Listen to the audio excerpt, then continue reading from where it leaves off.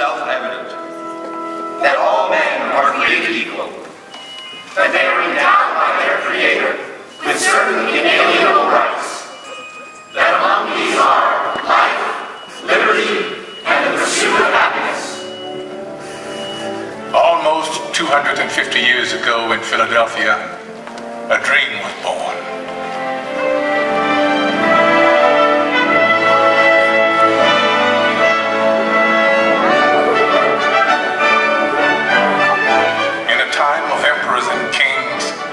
Was an astounding revolutionary dream that we, the people, should choose our own leaders, that they should be one of us.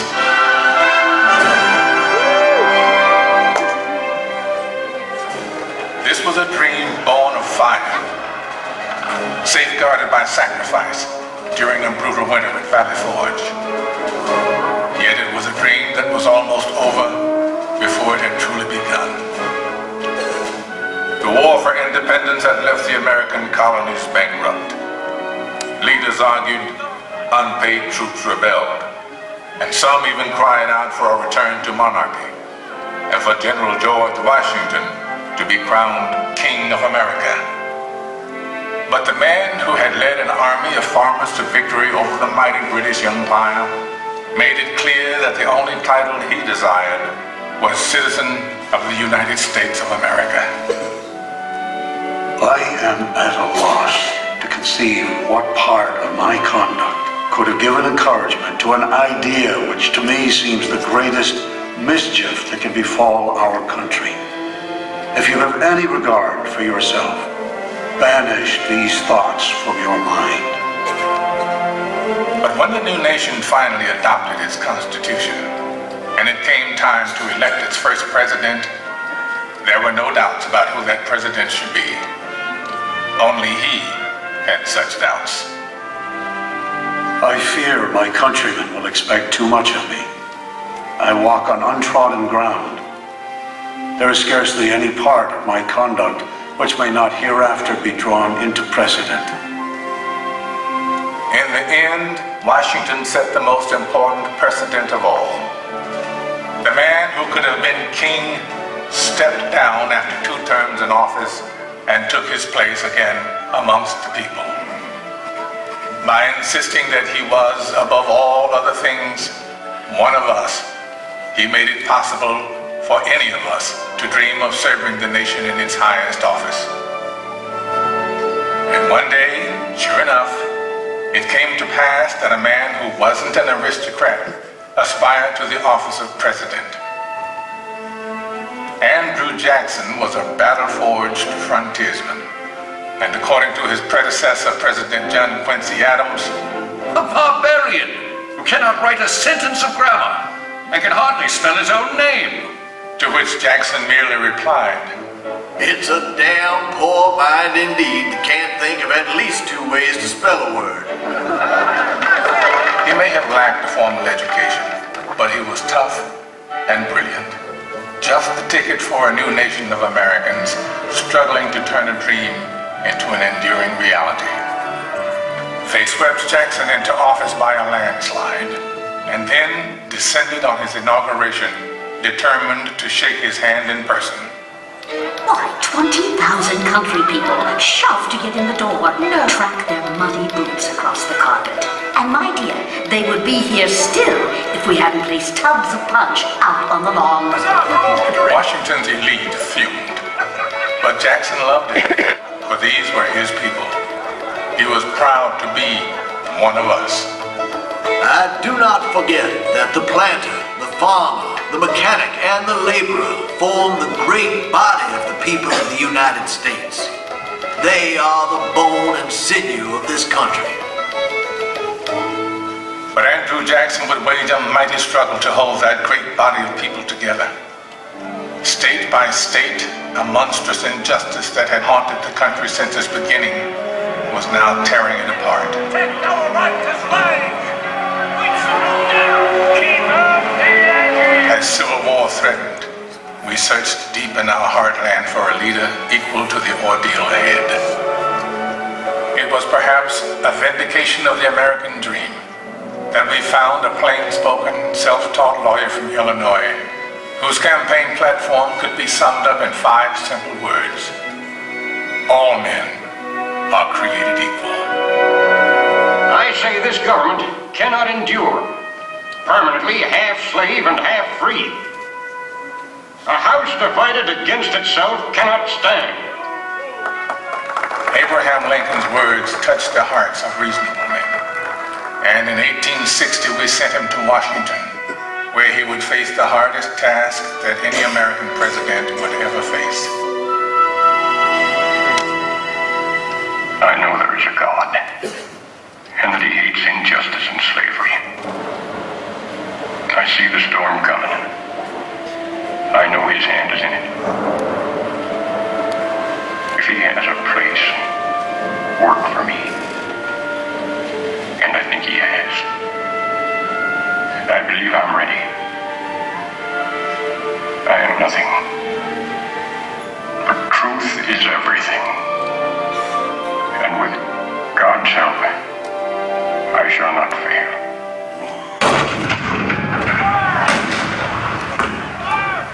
April 12, 1861, Fort Sumter. The cannon spoke for war, bitter, violent, and devastating.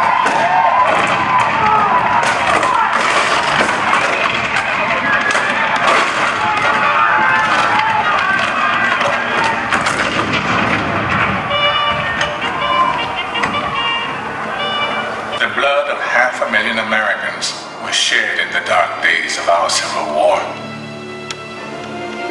But as the sun rose on a cold November day in 1863, thousands of Americans gathered on the battlefield in Gettysburg to hear President Abraham Lincoln give meaning to our sacrifice.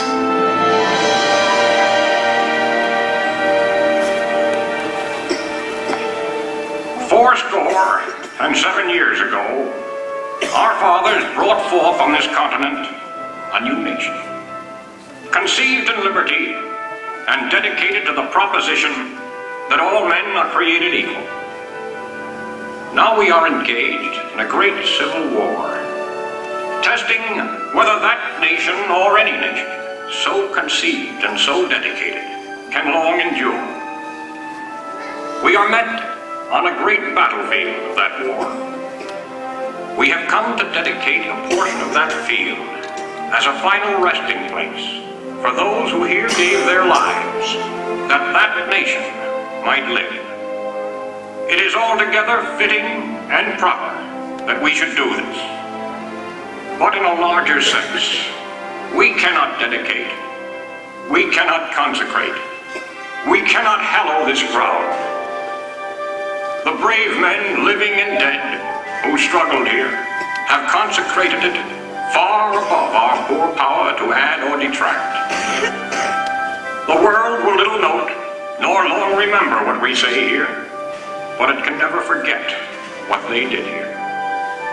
It is for us the living, rather, to be dedicated here to the unfinished work which they who fought here have thus far so nobly advanced. It is rather for us to be here dedicated to the great task remaining before us, that from these honored dead we take increased devotion to that cause for which they gave the last full measure of devotion. That we here highly resolve that these dead shall not have died in vain, that this nation, under God, shall have a new birth of freedom, and that government of the people, by the people, for the people, shall not perish from the earth.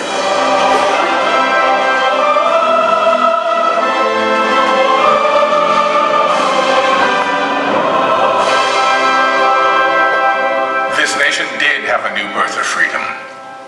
And as our frontiers pushed west, we looked for new leaders that embodied our bold new spirit. Leaders like Theodore Roosevelt, born to wealth and privilege, but imbued with the spirit of the American frontier. He rode with cowboys and led his rough riders up San Juan Hill during the Spanish-American War. This kind-hearted, tough guy fought against monopolies, and for the working class. We called him Teddy. Anything else would have been far too formal. He even refused to call his official residence the Executive Mansion. To him, it was just a house. It was just a White House. And so, it would always be called. 3 decades later, his distant cousin Franklin Delano Roosevelt would occupy that same White House and lead the country through its hardest trials since the Civil War. A world war was looming, and the Great Depression had paralyzed a great nation. The president we called upon to lead us through those hard times was himself paralyzed by polio. But with determined optimism, he had triumphed. And now he was ready to share his cheerful strength with a badly frightened people. During FDR's fireside chats on the radio, entire cities came to a standstill and listened. Of the people themselves. Let us unite in banishing fear. Together, we cannot fail. In a calm and reassuring voice, he called out to America, and America answered back. We're just modest, middle-class people having lost what little we had. My savings are tied up in a closed bank. I believe that you will guide us through these Protect dark us from that days. conflict in Europe, dear Birthday, President. and I expect to be in service shortly. Now we know we are not fighting alone. I feel that at last we can hope. With that hope, we began to believe in the future again. FDR had reminded us of the power of the American dream. 16 years later, America's youngest elected president once again called upon the power of the people to change the world. Let the word go forth from this time and place to friend and foe alike that the torch has been passed to a new generation of Americans. John F. Kennedy's stirring words ushered in a historic decade of civic activism, in which ordinary Americans struggled to right old wrongs and chart new frontiers of possibility. It has always been the role of presidents to remind us of our roots, to call us to the future. In their best moments, they speak words that are already there in our hearts, especially in times of tragedy. All I have, I would have given gladly not to be standing here today. We mourn 7 heroes. We mourn their loss as a nation together. You have lost too much, but you have certainly not lost America, for we will stand with you.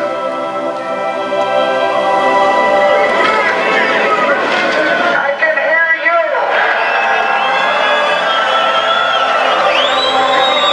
I can hear you! The rest of the world hears you!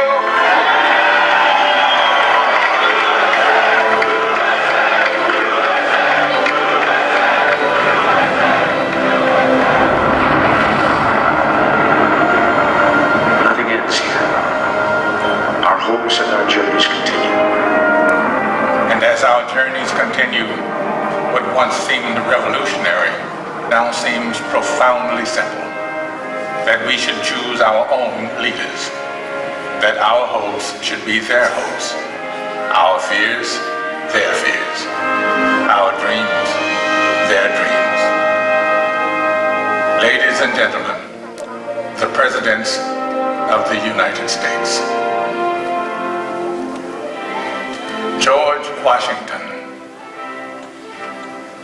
John Adams, Thomas Jefferson, James Madison, James Monroe, John Quincy Adams, Andrew Jackson, Martin Van Buren, William Henry Harrison, John Tyler, James K. Polk, Zachary Taylor, Millard Fillmore, Franklin Pierce, James Buchanan, Abraham Lincoln, Andrew Johnson, Ulysses S. Grant, Rutherford B. Hayes, James A. Garfield, Chester A. Arthur, Grover Cleveland, Benjamin Harrison, William McKinley, Theodore Roosevelt, William Howard Taft, Woodrow Wilson, Warren G. Harding, Calvin Coolidge, Herbert Hoover, Franklin D. Roosevelt, Harry S. Truman, Dwight D. Eisenhower, John F. Kennedy, Lyndon B. Johnson, Richard M. Nixon, Gerald R. Ford, Jimmy Carter, Ronald Reagan, George Bush, Bill Clinton, George W. Bush. And now we come to the present. A present that is rooted in our past. For all of liberty's leaders have one thing in common. One trust they all accepted.